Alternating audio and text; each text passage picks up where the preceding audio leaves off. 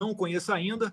Fala um pouquinho do seu trabalho, do seu passado, para que assim as pessoas venham a conhecer melhor. Eu vou começar na ordem aqui. Felipe Barros, delegado Péricles, e depois Sérgio Lima. Felipe, manda ver. Boa noite, Edu. Boa noite, pessoal. Serginho, delegado Péricles, todos os nossos ouvintes que estão aí nos acompanhando, assistindo essa live nesse sabadão à noite gostoso.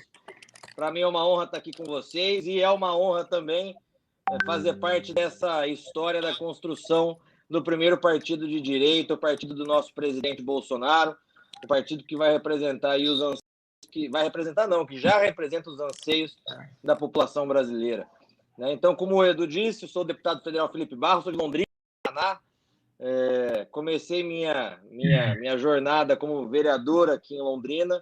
Antes disso, eu não gosto do termo militava, porque esse negócio de militar é coisa de esquerdista, né, pessoal? Então, eu já tinha aí um ativismo nas causas da família, em defesa da família, em defesa da vida, contra a ideologia de gênero, contra o aborto. Isso me levou, então, à Câmara de Vereadores. E, posteriormente, na Câmara dos Deputados, então, estamos lá fazendo time, fazendo coro com aqueles que não traíram o presidente Bolsonaro, que não traíram o Brasil. Perfeito, Felipe. Tá falando de Londrina, né, Felipe? Confere. Londrina, Paraná? Londrina, estamos aqui em Londrina, no norte do Paraná. Então, se possível, manda um beijão aí para Jessicão, a opressora, beleza? Ela tá acompanhando, hein? Ela tá acompanhando aqui. Jessicão, tamo junto. Delegado Péricles, tudo bom com o senhor? Se puder, dá uma palavrinha, se apresenta para o pessoal aí, fala como é que está a situação na Amazonas. E se der, delegado, fala aí do acidente de trabalho que o senhor teve também, numa troca de tiro, se não me engano, né? Que a gente se conheceu lá na Shot Show, o senhor me contou. É isso aí. Obrigado, Eduardo. Um grande abraço. Bom falar contigo. Serginho, irmão, um abraço. Felipe Barros, amigão, abração. Renzo Grace. Pois é, para quem não me conhece, sou o delegado Péricles, sou deputado estadual aqui do Amazonas. Estou agora aqui em Manaus, no meio da selva. O Renzo já acredito que até lutou já aqui em Manaus, se eu não me engano. Já. Amo a tua terra. Fiquei aí, quando eu tinha 14 anos, fiquei 3 meses e meio aí. Não queria ir embora. É isso aí, irmão. Pois é, eu sou deputado estadual no meu primeiro mandato. Eu não era político partidário antes, eu sou delegado de polícia, sempre atuei na linha de frente, em delegacias especializadas, e em troca de tiros, muitas vezes. E em 2017, em uma dessas trocas de tiro, numa operação da minha delegacia, que era especializada em roubos e furtos de veículos, infelizmente, eu fui baleado, recebi um tiro no rosto. E, graças a Deus, e sempre ele, eu consegui sobreviver depois de passar várias semanas na UTI, 73 dias em São Paulo em tratamento, e deu tudo certo, por muito pouco mesmo, e foi Deus, que hoje estou aqui. E como são as coisas, né? Na época eu estava em recuperação, eu fui convidado, junto com meu irmão, que é o idealizador, incentivador, para que eu entrasse na política, para ir para o SHOT Show, que é a maior feira de armas do mundo, que fica em Las Vegas. E lá foi basicamente ali onde tudo começou, que eu encontrei o meu amigo Eduardo Bolsonaro, trocamos uma ideia, gravamos um vídeo, e aquilo lá me levou, realmente me incentivou para que eu decidisse que ali era o caminho, era um momento realmente de mudança no país, em relação à política, tudo, claro, levantado pelo nosso líder maior, que é o nosso presidente Bolsonaro, e daí começou. Fui fazer a campanha em tratamento, em recuperação, com o rosto inchado, e tudo dando certo. Para que vocês tenham uma ideia, o meu incidente foi no dia 8 de outubro de 2017. No dia 7 de outubro de 2018, eu fui eleito e o mais votado aqui na capital de Manaus, deputado estadual. Então, é algo de Deus mesmo, deu tudo certo, e a gente vem fazendo as boas na política, fazendo tudo aquilo que o nosso partido, a Aliança, se Deus quiser, vai sair, ele prega, ele preza as boas práticas na política, a transparência, o combate à corrupção, e essa é a nossa linha. É por isso que nós, pessoas de bem, estamos unidas, para esse objetivo maior, que é a mudança do nosso país, porque o nosso estado do Amazonas está passando por uma situação bem complicada, muitas mortes, não só pelo vírus, mas pela falta de atendimento, nossa política de saúde é muito ruim. Então, é uma série de fatores que nós temos que realmente nos unir para o bem maior, que é fazer o melhor para o nosso país, e aqui, no meu caso, aqui no Amazonas. Então, eu acredito que... Bacana, delegado. Valeu, Eduardo. Nossa, show de bola, grata satisfação. Quem diria, né, daquele encontro lá na Shot Show, e eu sempre tive muito receio, Pérez, que quando as pessoas às vezes se aproximavam, pedindo um vídeo, etc., e depois saíam candidatos, eu ficava assim, caramba, cara, porque a chance de perder é muito maior do que a chance de você acabar sendo eleito, né? Mas graças a Deus aí foi formado um time bom. Uma parte de traíra já saiu, mas isso faz parte também. É para isso que existe eleição, né? Margaret Thatcher, se não me engano, é que dizia que não é o sistema é perfeito. Se não foi ela, foi o Churchill, que não é o sistema perfeito, mas a cada 4 anos você tem a chance de você limpar o que é ruim, né? Não é para você ter o melhor, é para dar a chance de você limpar aquilo que é ruim. E tudo aí foi tudo muito rápido na época também, né? Tivemos poucos meses para organizar, para fazer tudo, e realmente não deu para fazer o filtro necessário para a gente pegar pessoas realmente que entendessem o nosso propósito. Mas agora o bom da vida é que eles podem mentir por um tempo, mas nunca para sempre. Então você acaba pegando os safados na mentira e você vai só limpando, é igual passar a vassoura para tirar a sujeira do caminho, entendeu? Então eles vão se mostrar. Não interessa, meu. O cara pode enganar uns poucos por pouco tempo, mas não todos por muito tempo. Essa é a verdade. A gente acaba descobrindo quem é quem nesse time de ouro que está se formando hoje no Brasil. Estou vendo, estou apoiando 100%. Apesar de morar em Nova York, não ter nenhuma propensão a ser político um dia, acredite, se vocês precisarem, se a aliança precisar, eu estou chegando de voadora lá de trás, meu irmão. Com toda a ajuda do mundo que eu puder dar. E se precisar sair na mão, Renzo? Porra, tu ajuda. Porra, vou estar no time de frente garantido, isso é garantido. Mas você vê a diferença que está fazendo. E você vê algumas figuras que as pessoas achavam que eram importantes, que eram insubstituíveis, você começa a ver quem eram e vão saindo, entendeu? É por isso que, porra, o nosso presidente virou e falou, eu te demito. Melhor, ele se disse, eu me demito. A resposta foi simples, demorou, pô. Então isso é a verdade, a gente vai descobrindo quem é quem. E o nosso presidente, eu vou te falar, a última vez que eu tive com ele, eu estava em Miami, eu cheguei lá para encontrar lá na suíte dele, estava o nosso Eduardão aí. Eu lembro que eu cheguei naquela correria, de terno e gravata, é incrível isso, normalmente estou só de kimono, né? Eu chego lá, então o nosso presidente ocupado no telefone, aí quando ele desliga, ele ainda fica pensando, aí o Eduardo vira e fala assim, papai, o Renzo está aqui, papai, olha o Renzo aqui. Aí eu falei, deixa teu pai quieto, rapaz, a cabeça dele está pegando fogo. Sentei do lado do coroa dele, quando eu sentei do lado do coroa dele, o velho me olhou e falou assim, ó, você sabe o que é, Renzo, com o olho cheio d'água, você querer fazer o que é o certo e não te deixarem? Então, meu irmão, vocês são os alicerces firmes, porra, desse prédio incrível, essa fortaleza que é o pai do meu irmãozão Eduardo aí, entendeu? E a gente tem que apoiar, fazer esse partido ser criado e crescer e vir com tudo, porque são por pessoas que estão fazendo o que é certo, entendeu? Então, eu estou sempre uma ligação de distância. Eu estou em qualquer lugar do mundo em algumas horas. Esse time de primeira aí, pô. Não, show de bola, cara. E, em particular, tua família, a galera da luta, em geral, apoia demais o meu pai. E eu tenho até uma tese sobre isso, Renzo.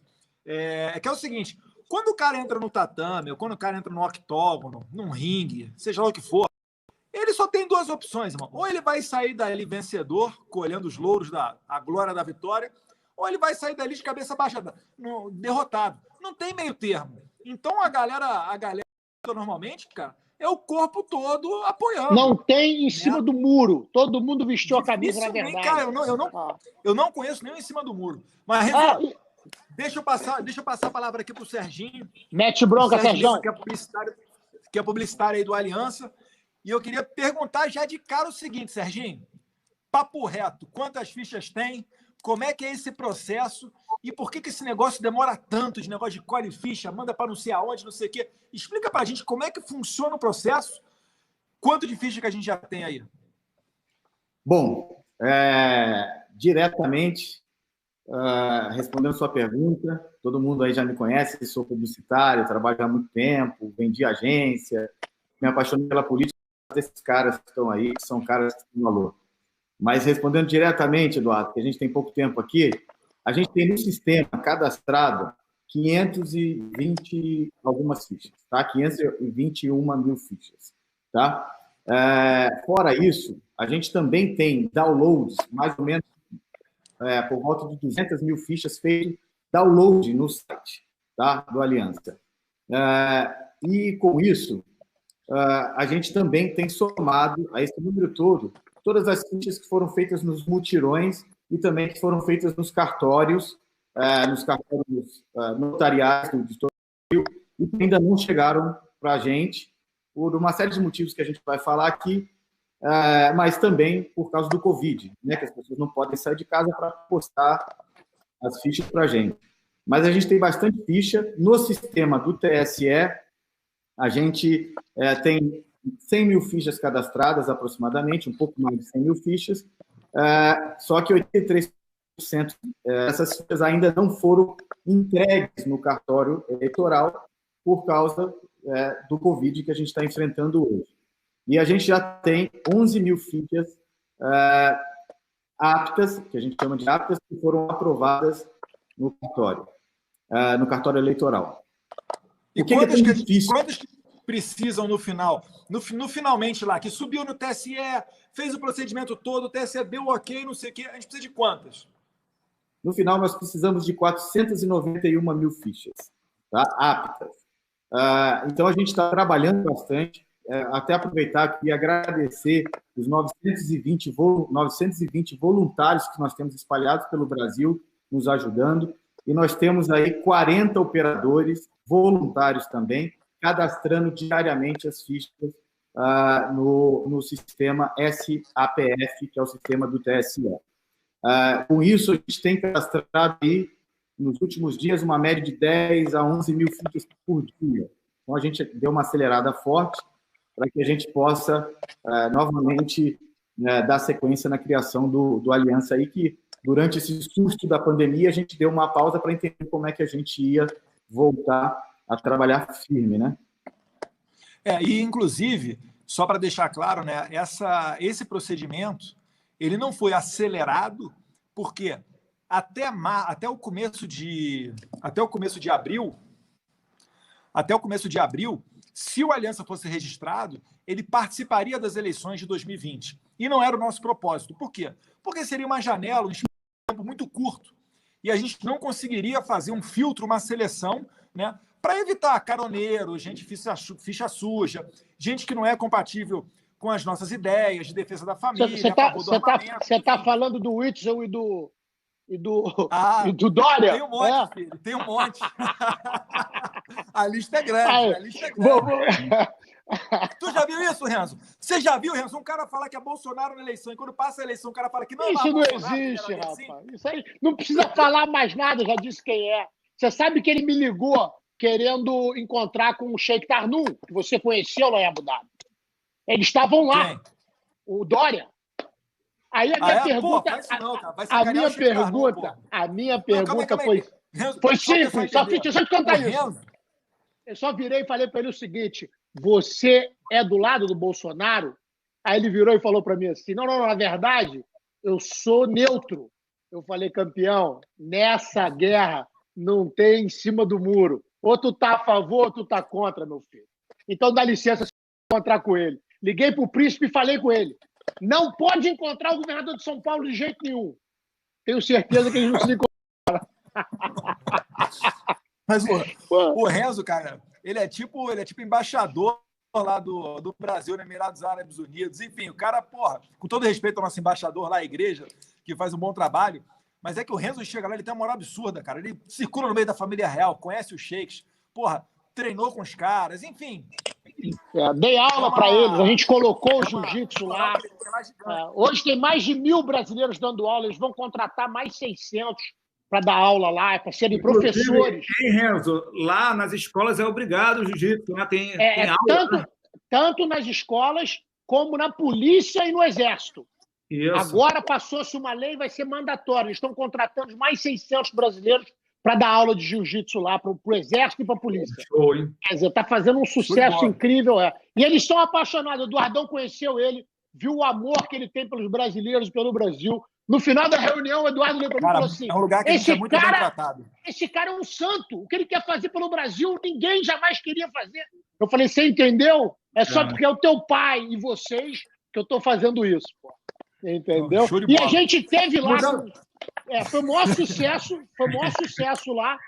E ninguém falou nisso no Brasil, cara. Vocês arrebentaram. Nosso presidente trouxe 40 bilhões de investimento no Brasil.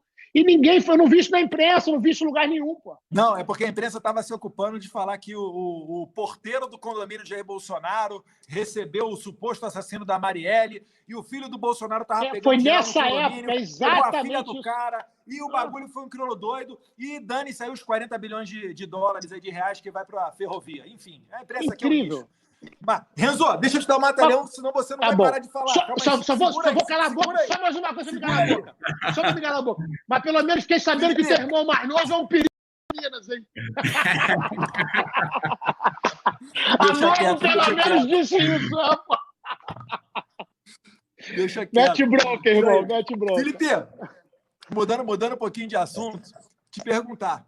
Cara, essa questão, acho que tu já fez mutirão aí do Aliança ou não? Ou eu tô me confundindo? Já fez, não fez? Mutirão? Já fiz, Edu. Fizemos aqui no Paraná inteiro, quase. E como é que você fez depois? Você mandou essas fichas para algum lugar? Você mesmo cadastrou? Como é que funciona isso daí? E o nosso problema é o seguinte, Felipe, é porque não é o seu caso, mas muita gente acabou fazendo coleta de assinaturas, aí o cara guardou a ficha com ele e fala o seguinte, só entrego mediante determinadas condições. E aí ele quer, enfim, N coisas que acaba atravancando o processo. Ele quer uma moral, ele quer uma garantia de uma candidatura para não sei o quê, ele quer um diretório municipal. E aí, filho, aí você já começa no partido errado, né? Já começa com um X nas costas, totalmente errado. Mas conta pra gente a sua experiência, por favor, Felipe. É isso aí, eu até peço desculpas aqui pelo meu sumiço. Tinha dado um problema técnico no computador, tive que entrar com o celular. Eu soltei um palavrão aqui, meu microfone estava aberto, comecei a receber mensagem aqui. Pô, eu ouvi. Seu falso moralista. Mas então, a gente fez o seguinte, Edu. No mês de janeiro, eu me dediquei a rodar várias regiões. A gente montou o busão do Aliança, não sei se vocês viram. Consegui aqui com o apoiador do presidente Bolsonaro um ônibus emprestado, botou o ônibus e fomos rodar o Paraná com o busão do Aliança pelo Brasil. Fizemos vários eventos. E o que eu fiz? Na minha campanha de deputado, eu não tinha prefeito, não tinha vereador, não tinha nada disso, né? Então, eu fiz a minha campanha focado nos grupos do Direita Paraná, que é o grupo que nós temos aqui de direita no Paraná inteiro. Então, eu ia na cidade tal, durante a campanha, já tinha o nosso grupo de direita, e fazia campanha lá com essas pessoas. Então, no momento em que o Aliança foi criado, foram, obviamente, essas pessoas que eu procurei. E essas pessoas, por serem bolsonaristas e acreditarem no Aliança pelo Brasil, elas se transformaram em voluntários do nosso partido, do nosso Aliança pelo Brasil. Então, nós fizemos vários eventos em diversas regiões aqui do estado. Quem organizava esses eventos eram os nossos ativistas aqui do Paraná. Quero mandar um abraço para todos eles, inclusive, que foram incansáveis, iam para as ruas no sábado de manhã, durante a semana, faziam revezamento, e nós combinamos a seguinte logística, que esses grupos de direita ficariam responsáveis por recolher essas fichas, depois mandavam essas fichas no endereço do meu escritório aqui em Londrina, ou então, quando eu ia para a cidade deles fazer o evento, eles me entregavam pessoalmente essas fichas. Mas é importante dizer o seguinte, até hoje eu recebo através do correio fichas lá no escritório. E aí eu despacho essas fichas para o Serginho, né, Serginho? Daí eu passo pedindo para o Serginho lá para São Paulo. Só que depois, certamente, vai voltar para a gente fazer esses cadastros nas nossas zonas eleitorais. Mas eu fiz dessa maneira. É claro que pontualmente tivemos algum problema ou outro com essas pessoas que, eu vou coletar assinatura, só que eu preciso da provisória, só que eu quero ser candidato. Então eu já falava para essas pessoas, você está no partido errado, porque A gente está montando o partido. Essa briga, se vai ter de provisória, se vai ser candidato, se não vai ser candidato, isso são outros 500. É depois que o partido estiver pronto. Nesse momento, é a união de forças para conseguir as assinaturas, naquele momento, para que a gente conseguisse as assinaturas para formar o partido. Né? Então, eu lembro que Curitiba, nós temos vários grupos de direita. Um abraço aí para os nossos ativistas de Curitiba. Começou em determinado momento, natural. Eu estou nesse bairro, vou naquele outro bairro, tem gente já coletando, etc. Divergências naturais que acontecem. E aí eu reuni todo mundo e falei que era necessário a união de forças para a gente aliança pelo Brasil. Então, os problemas têm que ser solucionados. E, aliás, o nome já diz, é uma aliança. Então, a gente tem que fazer uma aliança das pessoas de bem que querem o melhor para o Brasil e criar o partido. Foi isso que nós fizemos aqui, Edu. Com certeza. Parabéns, um trabalho muito bem feito, né? Fiz a pergunta já sabendo a resposta. Mas, realmente, o Paraná é muito bem organizado, né? Eu lembro que uma das maiores carreatas que a gente teve foi lá em Ponta Grossa. Eu fiquei até surpreso que eu tive a oportunidade de acompanhar o candidato Jair Bolsonaro, e já era, sei lá, já era à noite lá, devia ser umas 9, 10 da noite. E chovendo, lembra disso? Chovendo. E a galera atrás, cara, ninguém arredou o pé, não. Sensacional, sensacional mesmo. Quando vocês vieram aqui para Londrina, o aeroporto lotou, lembra disso? Pô, tem imagem lá de cima, do segundo andar, e Londrina tem quantos habitantes? 400 mil habitantes? Deve ter? Tem 500 mil. 500 mil. 500 mil? Pô, ali tinham pelo menos umas 3, 4 mil pessoas no aeroporto. Eu falei, pô, daqui a pouco tem aí 1% da população tá ali em Londrina, tá ali no aeroporto. Só contando um negócio engraçado aqui, antes de você passar a bola para outra pessoa, não sei se você vai lembrar, Edu, e Serginho, Péricles e Renzo, quando o então deputado Jair Bolsonaro e o Eduardo tiveram aqui em Londrina, nós alugamos o maior espaço aqui da cidade para fazer o evento à noite, a palestra que foi dada à noite. Era num hotel, no anfiteatro de um hotel, cabiam aproximadamente 3 mil pessoas. Daí, em dado momento, Jair Bolsonaro começa a falar, o povo foi à loucura, né? Foi ao delírio a hora que ele começou a falar, e no local que tinha 3 mil pessoas, que cabia 3 mil pessoas, tinha aproximadamente 5 mil pessoas. E aí chegou o gerente do hotel para mim, falou, Felipe, vamos precisar encerrar o evento. Falei, por que vamos encerrar o evento? Porque a capacidade do hotel está lotada e esse anfiteatro vai desabar. Daí eu comentei com o Eduardo, falei, Eduardo, o que a gente faz? O Eduardo falou, viu, não vai adiantar falar para o Jair acabar o evento agora, deixa eu falar. Uhum. Isso é impossível de parar ele só faz o que ele tem que fazer. Não tem conversa. É o único. Aí, eu vou pular o Péricles para daqui a pouco voltar no delegado Péricles e vou fazer a pergunta para o Serginho, mas que vale para o Renzo. Serginho, é o seguinte, tem um camarada meu chamado Gerald, ele mora lá nos Estados Unidos e ele é brasileiro. E ele tem uma vontade enorme de ajudar. Tem vários camaradas dos Estados Unidos. Tem a GG lá de Nova York, ó. Um beijo, GG. Falei para ela hoje, um amor. Certamente está vendo a gente. Tá. Mandei para ela. O Johnny Sackler lá de Boston, a galera toda. Mas enfim, Serginho, quem está fora do Brasil pode fazer ficha também? Dá para ajudar nessa elaboração da aliança? Ou isso só serve para quem está aqui no Brasil? Pode. Ainda mais agora que a gente facilitou. Então, quem está fora do Brasil pode entrar no nosso site, aliancapelobrasil.com.br, preenche a ficha e assina conforme o título de eleitor, pede para algum parente aqui no Brasil, ou se tiver com algum parente morando nos Estados Unidos, assinar também como testemunha, posta essa ficha para a gente em algumas das nossas caixas postais que estão no site também, e a ficha vai ser considerada normalmente como outra ficha. Tá? Então, é muito simples, muito fácil, qualquer um. Antes, a gente pedia o reconhecimento de firma, que deveria ser feito na embaixada local. Mas agora também não precisa mais do reconhecimento de firma, justamente por causa do Covid, para a gente facilitar a criação do partido. Então, é só mandar a ficha para a gente, bem preenchida, bem assinada, que ela vale como a ficha de quem está vivendo no Brasil, sem problema nenhum. Show de bola aí, Vou começar na GG, hein? Vou começar agora a levar essa ideia para todas as academias de jiu-jitsu aqui dos Estados Unidos, entendeu? Que geralmente são administradas por brasileiros, então tem sempre um número grande de brasileiros em cada academia de jiu-jitsu. E vou perturbar a GG para a gente botar isso em dia. Eu falei com ela hoje, é um amor, pessoal. Ela é que vai te perturbar. É verdade, é verdade. Mas, Renzo, fala pra gente aí rapidinho, é o seguinte, o presidente, a primeira vez que ele foi ali para a região do Oriente Médio, né? Pô, cara, tava doido para ir, mas não deu para eu ir, que tava naquele momento crucial do racha do PSL, a Joyce querendo assumir liderança, show de horror. Aí fiquei no Brasil, mas eu sei que no Emirados Árabes Unidos, o presidente Jair Bolsonaro estava bem acompanhado. Cara, como é que você tem essa moral toda lá no Emirados Árabes Unidos? E conta um pouquinho dessa tua história aí com o Sheikh Tarnoum. Na verdade, ele veio, quando eu me mudei para Nova York em 96, ele veio tomar uma aula comigo sem falar quem ele era. Aí ele me disse que treinava numa academia em San Diego, que eu era amigo do dono.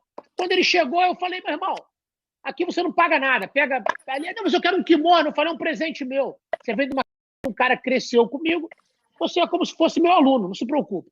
Aí ele ficou impressionado. Depois do final do dia, ele me chamou para almoçar no dia seguinte.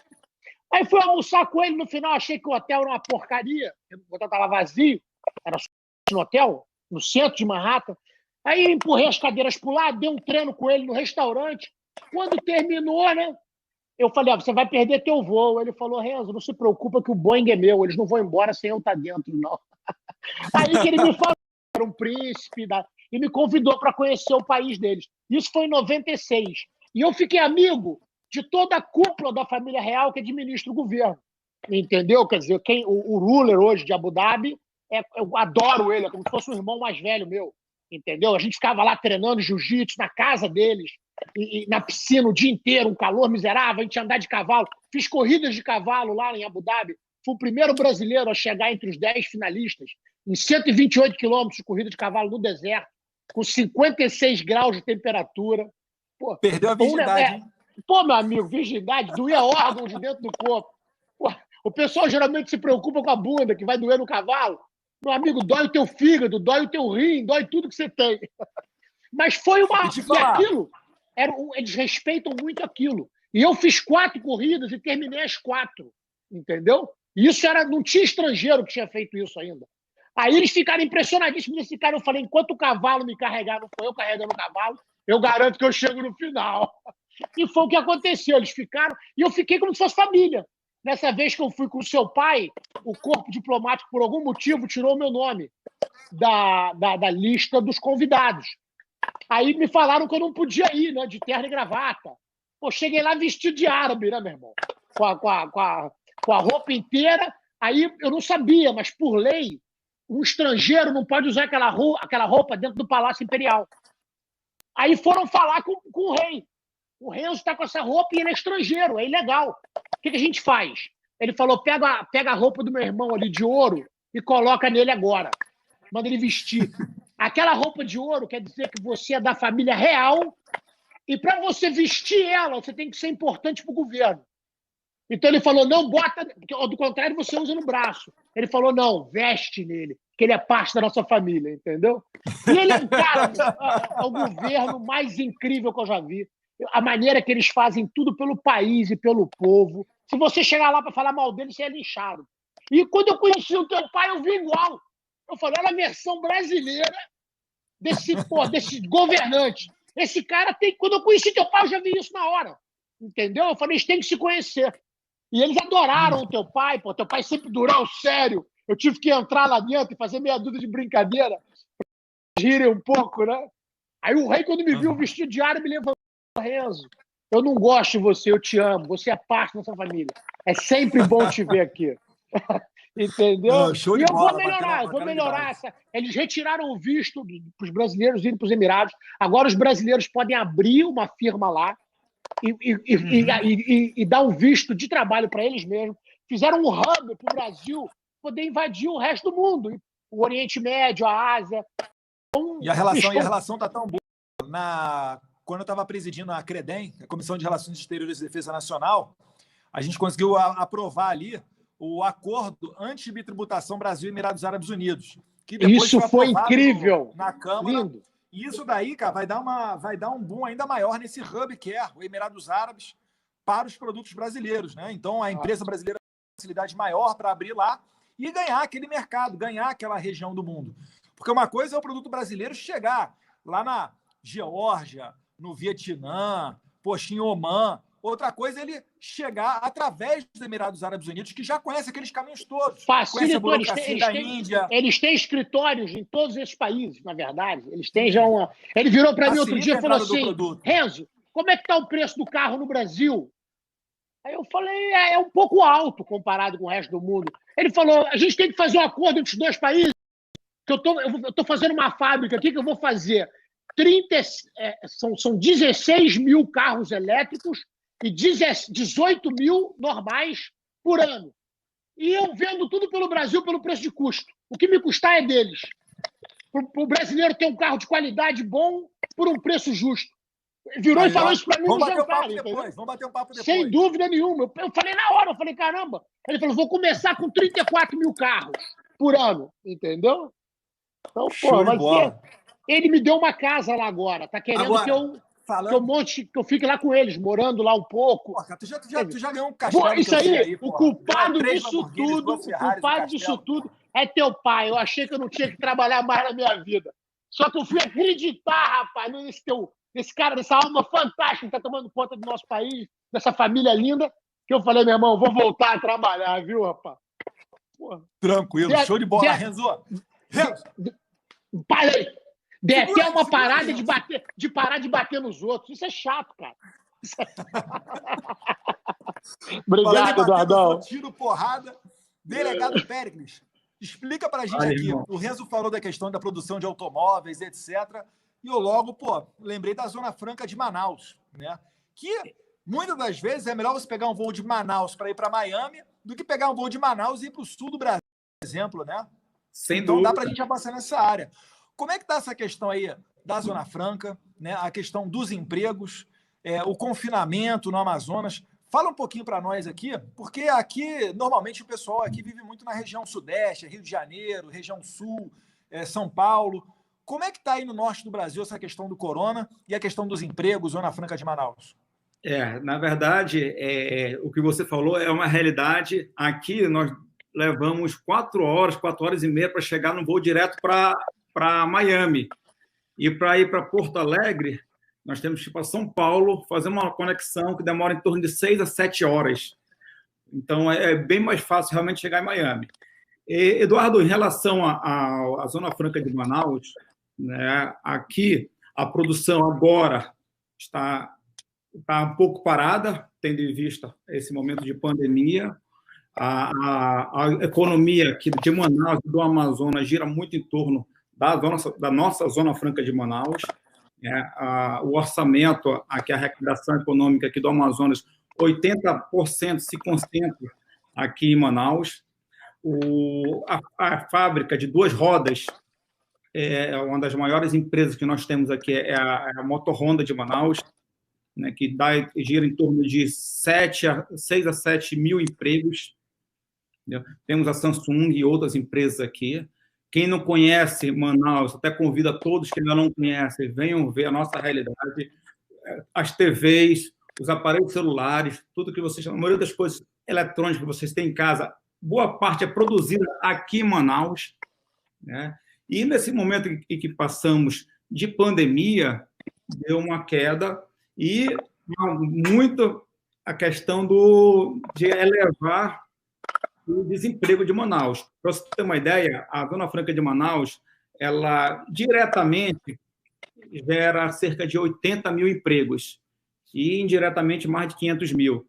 Então, realmente é uma realidade que nós passamos preocupante para a Zona Franca de Manaus, para o Amazonas, esse momento de pandemia. E o que nós vemos? Inclusive, há pouco se pediram, o Ministério Público aqui pediu lockdown, queria que parasse tudo, né? Que não é dentro da realidade que nós precisamos. Como eu disse, muito do que acontece aqui é por falta de atendimento, né? Porque as pessoas estão se contaminando, infelizmente. Inclusive, eu estava infectado, eu me recuperei e fiquei imune há uma semana, e nós temos que preservar do grupo de risco e os idosos, né? E aos poucos a nossa atividade ela tem que voltar, né? Aqui o problema maior é a relação das mortes.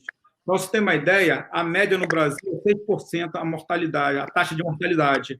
Aqui em Manaus está em 8,5%. Então, é muito alto. Então, está preocupante.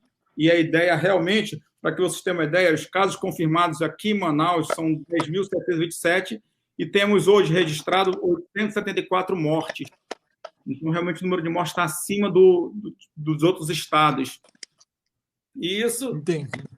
O nosso problema hoje é a questão da economia. Como você falou, a Zona Franca de Manaus, né? Nós temos os produtos. Algumas empresas continuam funcionando, né? Mas com número reduzido de empregados. Isso. E também estão produzindo, não tem muito o que produzir porque não tem para onde mandar. A verdade é essa.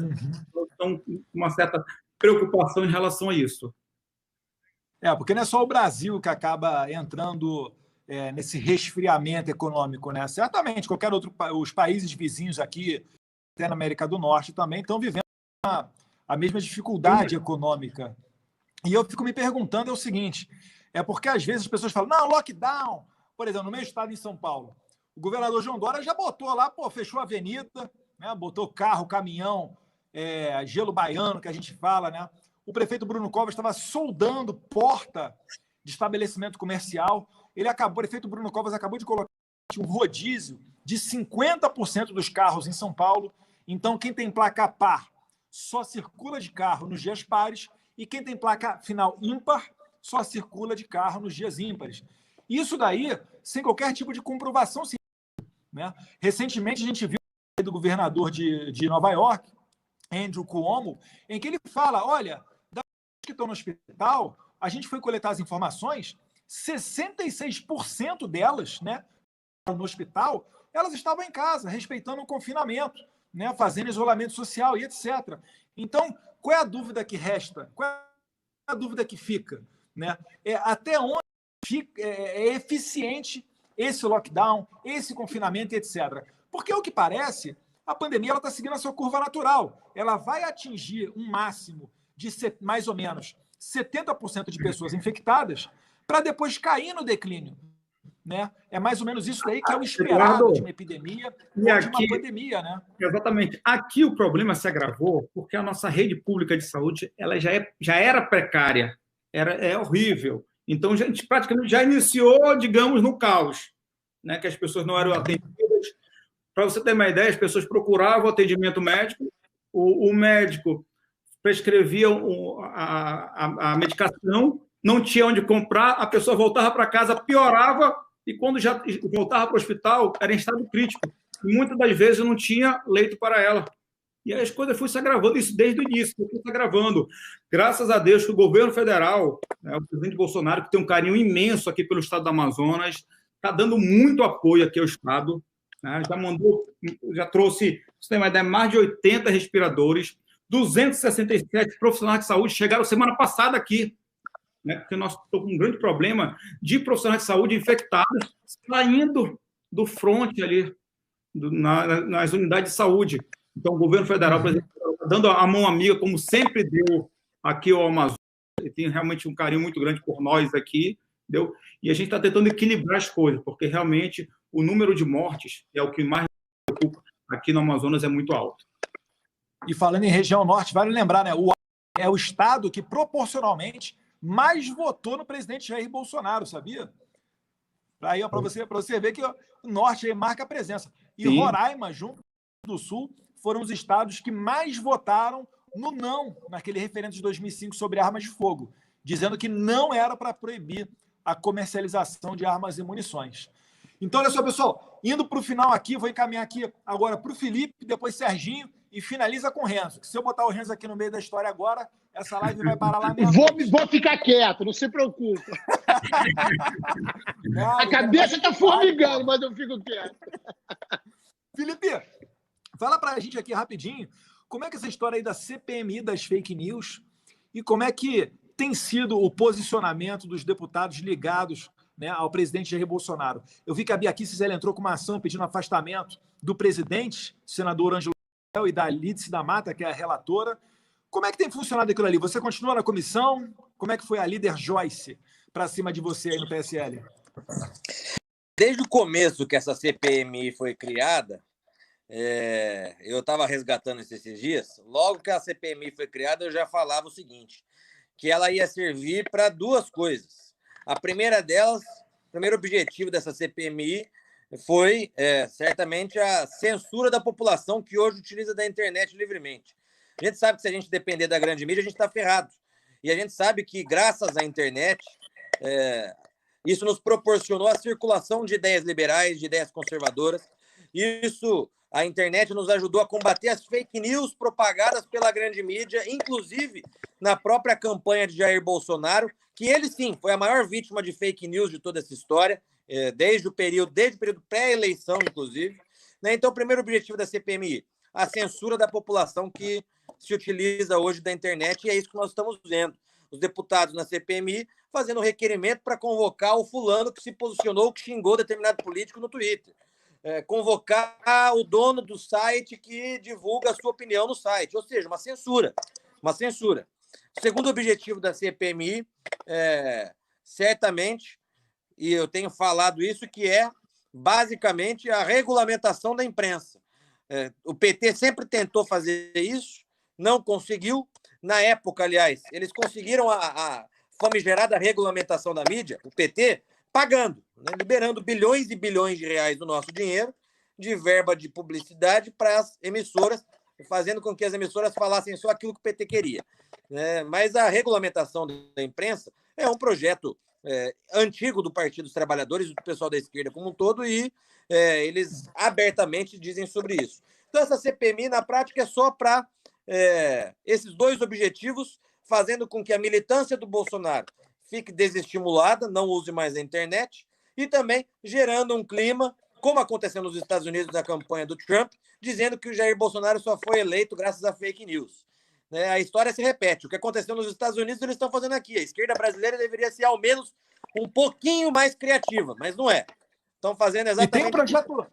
E tem um projeto novo aí que foi protocolado pela Tabata Amaral e pelo Felipe Rigoni, né? Tabata Amaral do PDT de São Paulo, Felipe Rigoni do Partido Socialista Brasileiro do Espírito Santo, e que eles falam o seguinte: eles só querem acabar com a fake news, mas o projeto prevê até que mensagens de WhatsApp vão ser checadas.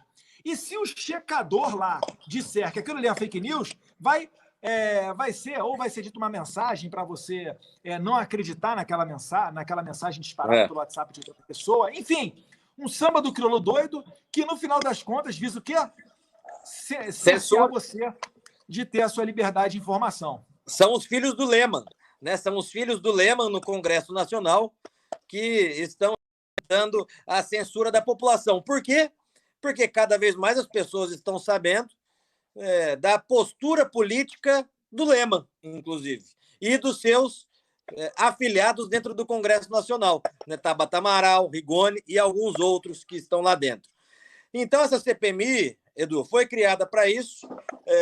Ao mesmo tempo, foi instalado aquele inquérito ilegal e inconstitucional no STF, conduzido pelo ministro Alexandre de Moraes, que foi originado por um objetivo, se desvirtuou no meio desse processo, hoje também serve para censurar a população, em especial aqueles que são bolsonaristas. A líder do PSL, a Joyce Pepa Hasselmann, assim que ela assumiu a liderança do partido, ela tirou todos nós, os bolsonaristas, da CPMI, ela que, inclusive, assim que saiu da liderança do governo, foi lá fazer um depoimento. Aliás, todo mundo que sai do governo vai lá, vira testemunha da CPMI. O Santos Cruz saiu, virou Santos testemunha. Cruz. O Fruta. Acho que o Bebiano tinha convite também para ir, não tinha? Tinha. No depoimento. Exatamente. Todo mundo que sai do governo vai lá. Eu não sei o que acontece. E todos com o mesmo discurso. Mas sabe o que é? É o seguinte. Eu tenho falado isso. Eles ficam falando, existe o gabinete do ódio, GDO. Eu tenho até uma canequinha lá, integrante do GDO. Mas a conta é muito simples, pessoal. Você pega, por exemplo, a Joyce Pepa Hasselmann. Ela teve uma votação expressiva, porque estava ao lado do presidente Bolsonaro. Né? Todos nós, aliás, somos eleitos por conta do Bolsonaro. Né? E ela, durante a campanha, prometia ser uma fiel escudeira do presidente Bolsonaro. Ela simplesmente descumpre esse compromisso que ela fez com o eleitor dela. É óbvio, é natural que o eleitor dela vai cobrar dela, porque ela cometeu um estelionato eleitoral. E daí A população que hoje está utilizando a internet, que sabe exatamente aquilo que a gente está fazendo, aquilo que a gente está deixando de fazer no Congresso Nacional, cobra dela, ai, meu Deus do céu, estou sendo vítima do gabinete do ódio. Né? Mas a conta é simples, hoje a população sabe o que a gente está fazendo. E, ó, então... só para finalizar... Desculpa, Felipe, só para finalizar esse assunto aí. Eu já postei tem lá, se você botar lá, Eduardo Bolsonaro, milícia joyciana, você vai ver que, através de um aplicativo, que é muito utilizado no meio publicitário, inclusive, você consegue ver que a Joyce, ela quadruplicou, quintuplicou o Instagram dela em meados de 2019, em agosto de 2019. É um aumento de quase 500% de seguidores em menos de 2 semanas. E depois, em dezembro, ela dobrou de novo a rede dela, em poucos dias. Então, assim, esse milagre da multiplicação, ela nunca falou. Mas eu botei aí na rede social, quem tiver curiosidade é só pesquisar. Né? E falando em rede social, Serginho Lima, como é que está aí a rede social do Aliança? E fala para a gente aí as suas considerações finais, o que o partido mais está precisando agora para conseguir ir para frente. Se você está com ideias novas, enfim, manda ver aí. Bom, primeira coisa que a gente precisa falar a respeito, já que a gente estava falando aí de fake news e de rede social, que o Aliança, mesmo sem ser um partido homologado pelo TSE, já é o maior partido da internet brasileira. A gente tem aí, só no Instagram, o dobro de seguidores que o PT tem. Tudo orgânico, nada comprado, a gente não faz fake news mesmo. A gente tem o IPD, que é o Instituto de Publicidade Digital, que fez uma pesquisa da Quest que mostra que o presidente é o terceiro maior influenciador político do mundo, atrás só do primeiro-ministro da Índia, o Modi e o Trump. Então, só com o tamanho da rede que o presidente tem, qualquer movimentação que ele faça é grandiosa na internet brasileira hoje. Né? Enfim, vocês têm uma rede muito grandiosa, os deputados, inclusive queria agradecer a todos os deputados que ajudam aí o Aliança. Né? Então, qualquer movimentação gera um movimento muito grande nas redes. Então, alguns alegam que a gente utiliza robô. Isso não é verdade, até mesmo explicando que, às vezes, tem um erro na hashtag. Mas se a gente pega, por exemplo, o Eduardo, aí, que tem milhões de seguidores, se ele dá um retweet numa hashtag de alguém que fez um post correto, mas a hashtag está errada, e ela é replicada por milhões de pessoas, o próprio Twitter, o próprio Instagram vai completar aquela hashtag com aquele erro. Então, isso, alguns alegam, mas como que uma hashtag com erro de português foi replicada tantas vezes? Porque a rede do Eduardo ela é muito grande e muito engajada, simplesmente. Então, para tudo tem explicação técnica. Tá? A rede do Aliança ela é 100% orgânica, e graças ao apoio de todos vocês. Eu queria perguntar, Serginho. Pode falar. Te interrompi, desculpa. Por exemplo, outro dia eu vi aí que eu vi num jornal, não me recordo qual, né? Mas falando que o Aliança tinha morto assinando a ficha do Aliança. Como é que é essa história aí? Fala pra gente. É verdade, a gente teve, sim, uma pessoa que vive durante a vida, assinou a ficha do Aliança e, infelizmente, né, que Deus o tenha, ele sofreu um acidente de moto e veio a falecer após fazer o apoiamento à Aliança. Isso acontece. Provavelmente agora, realmente, algumas pessoas que nos apoiaram, milhões de pessoas que estão presentes pelo Brasil, aí, com certeza, alguns vão vir a falecer, infelizmente. Isso faz parte. Agora, a gente precisa da força do pessoal engajado, que vocês divulguem. Esse YouTube, eu vi algumas pessoas comentando aqui na timeline que estão boicotando. Então, esse canal do YouTube Aliança é a única rede nova que a gente tem. Ele ainda não tem um nome específico no canal, porque demora 30 dias para ele ter um nome. Então, por isso que vocês estão tendo dificuldade de encontrar o nosso canal. Mas, em breve, vai estar lá nos primeiros ranqueamentos. E quanto mais gente a gente tiver, mais relevância a gente vai ter. Então, divulguem também o canal do YouTube do Aliança. qualquer dúvida que vocês tiverem sobre o Aliança, vocês podem entrar no site biancapelobrasil.com.br e na área de FAQ, F-A-Q de queijo. Ali tem todas as dúvidas que vocês possam imaginar sobre o Aliança, todas as dúvidas que a gente vê no Instagram, no Facebook. Como a gente só trabalha com voluntários, a gente não tem força braçal o suficiente para responder a todos vocês. Adianto o pedido de desculpas, porque muita gente pergunta e a gente não consegue responder de pronto, mas no FAQ, no site do Aliança, tem as perguntas. Muita gente também me pergunta sobre, e a minha ficha de apoiamento chegou? Você pode consultar através do site do TSE. Se você tiver alguma dúvida, também tem como consultar no FAQ. Tá? Vai agora para uma sessão de gravação com todos os deputados da base. Agradeço a todos os deputados do trabalho, junto com o Eduardo, que a gente vai gravar também um vídeo tirando as dúvidas e esclarecimentos para todos vocês. A gente vai começar isso na próxima feira. O Eduardo aí vai encabeçar isso junto com a gente. O Eduardo, com certeza, vai fazer com que cada deputado possa tirar as dúvidas mais fácil da sua base. Queria aproveitar também os minutos finais para agradecer toda a militância que ajuda a gente, todos os voluntários, vocês são incríveis, sem vocês não seria possível ter aí o partido em tão rápido tempo, porque tem muita gente que fala, por que não criou tão rápido? Antes era muito mais fácil criar um partido. Agora, as regras estão muito mais difíceis e burocráticas, e a gente, por incrível que pareça, é muito rápido. A gente começou em dezembro, e a gente está enfrentando uma pandemia aí. Então, continuem firme apoiando a gente, que a gente vai criar esse partido em tempo final.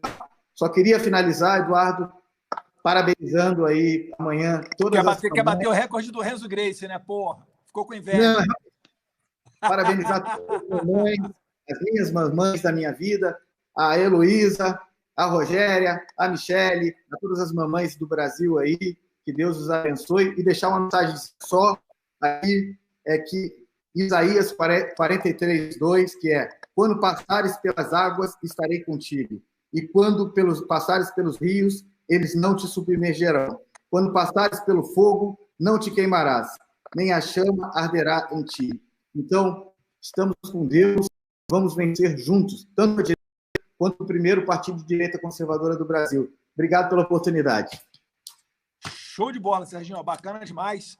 E vamos finalizar aqui com o Renzo. E, Renzo, fala pra gente um pouquinho desse panorama aí, como é que estão as eleições americanas, meu caro? Porque é o seguinte, uma galera se estapeando para ver quem é que vai concorrer com o Trump, mesmo na pandemia, né? O coroa lá do aprendiz parece estar firme e forte. E eu queria saber, essa ideia aí, tá certa, tá errada?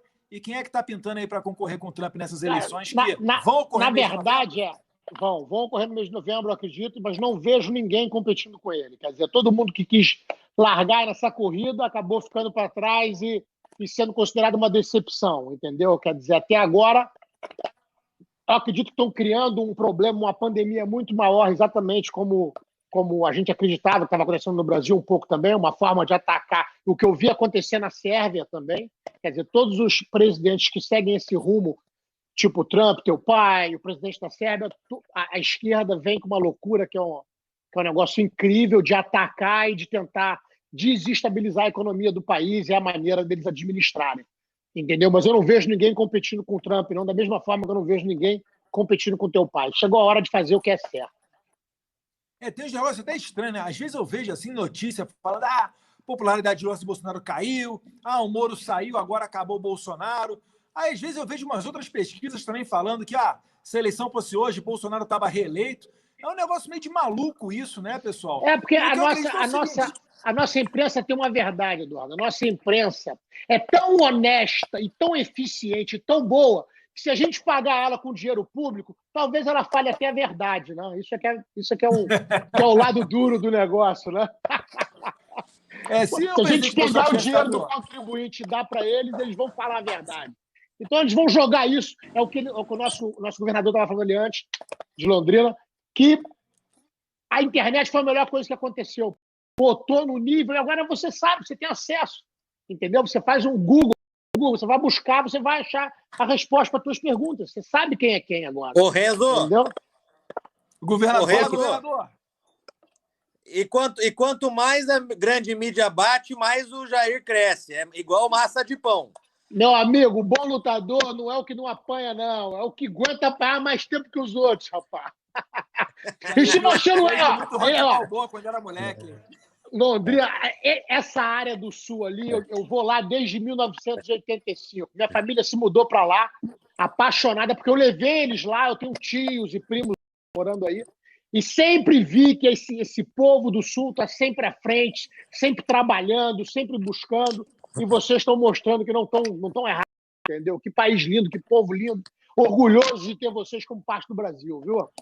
Quando tiver aqui, você me avisa, e já que sua família mora aqui, pede para votar em mim em 2022. Claro! Pode contar com isso. Pô. Apoio total da minha família e do jiu-jitsu. Pode contar. Show de bola, pessoal. Pessoal, vamos chegando aqui a quase uma hora de live. Vou terminar, dar um sossego aí para vocês. Brigadão, Serginho Lima, publicitário que está à frente aqui do Aliança, inclusive com esforço pessoal em São Paulo, na questão de angariar os voluntários para subir as fichas. Enfim, está fazendo esse trabalho todo. Temos uma reunião terça-feira e a novidade vai ser levada para os deputados para a gente criar uma nova onda, né? Para dar aquele entusiasmo de novo na criação da Aliança. Obrigado também, delegado Péricles, do Amazonas. Inclusive, pessoal, quem puder, segue essa galera nas redes sociais, que vale a pena. Como bem dito por um dos integrantes aqui. Esse é o pessoal que é a base do Jair Bolsonaro, né? O Jair Bolsonaro ele precisa de sustentação dentro das Assembleias Legislativas, dentro do Congresso Nacional, para ter, né, esse contato com a população. Muitas das vezes, você que está aí em Manaus, você está aí em Londrina, não tem acesso ao presidente, mas você leva a sua demanda para os seus deputados e, quando eles têm oportunidade, eles falam com o presidente e assim vai levando o Brasil inteiro. Então, brigadão aí também, Felipe, que está falando de Londrina. Beijo, Jessicão. Parabéns pela organização do movimento aí da direita toda. A gente, inclusive, tinha um evento marcado, né? Acho que estava marcado para maio ou para junho. Agora. E não vai dar para ir por razões óbvias, mas quando tiver oportunidade, certamente estaremos juntos. Pode ter certeza. Com certeza. Fazendo uma visita aqui em Manaus também. Também. Não, mas vamos marcar. Serginho, Felipe. Tamo junto.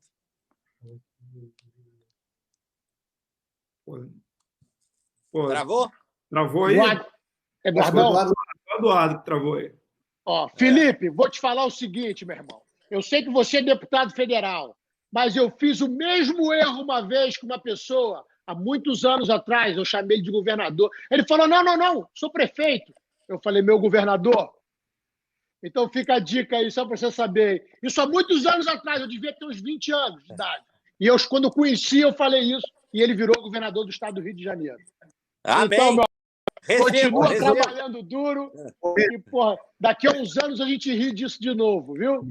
Obrigado, Renzo. Obrigado. Torcida, eu quero, inclusive, aproveitar aqui, Serginho, e mandar um abraço para todos os ativistas aqui do Pará, todos os grupos de direita que encabeçaram, que compraram nossa briga, uma briga por um Brasil melhor para os nossos filhos e netos.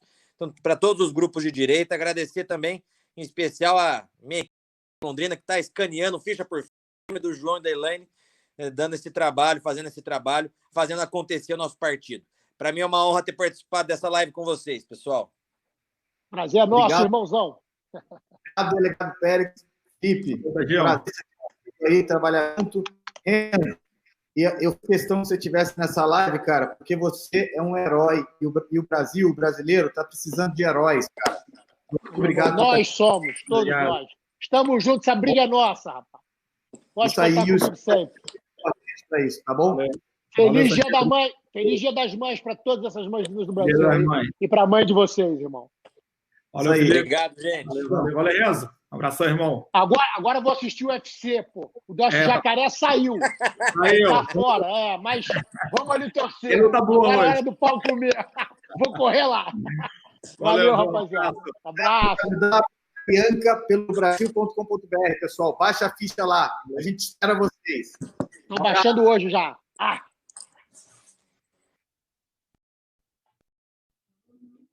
Falei.